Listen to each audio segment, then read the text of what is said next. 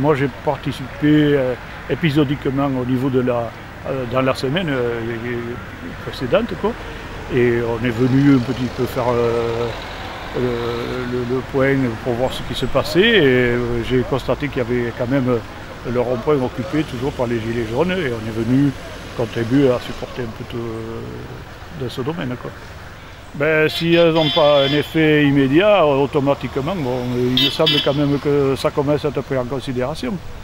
Et bon, à un moment donné, comme c'est quelque chose qui est apolitique, qui est fait par la population, qui est quand même un peu plus difficile à gérer pour le gouvernement que ce qui est habituel, je pense qu'à un moment donné, il va falloir qu'ils se posent les bonnes questions et prendre en considération quand même un mouvement national tel qu'il est, quoi.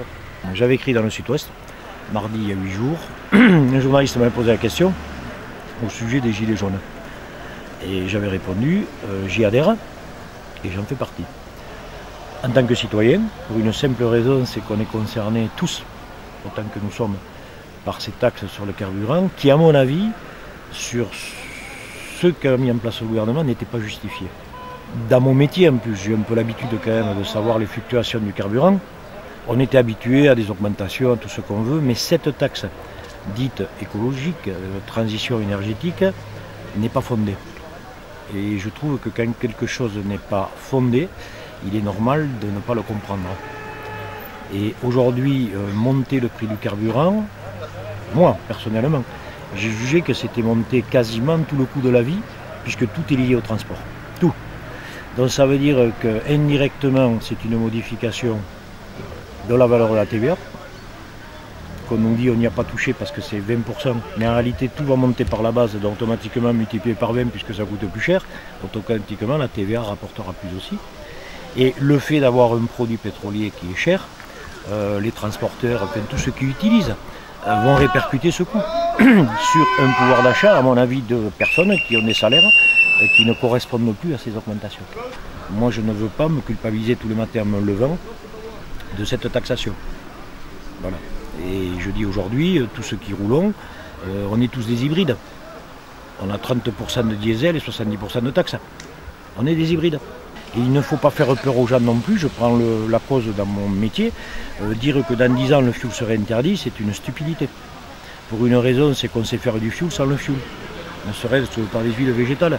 Donc, je ne comprends pas trop ce discours de faire peur.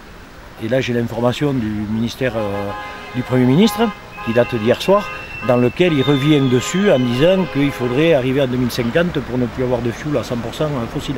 Donc, il y a une question d'explication, une question de dire les choses, et on peut les dire simplement, sans faire peur aux gens, sans traumatiser, ni rien, c'est une question de pédagogie. C'est ces messieurs qui sont venus, qui ont mené qu'on mangeait, un barbecue, qui nous permet à tous de manger un morceau en attendant, et voilà, c'est tout.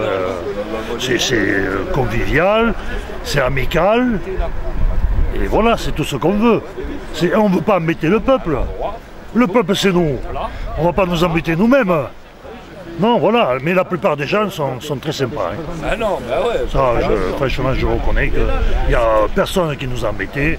Au contraire, il y a beaucoup de gens qui se sont arrêtés pour nous parler. Bon, évidemment, il y a toujours eu quelques irréductibles. Mais bon, on ne serait pas en République si tout le monde était d'accord.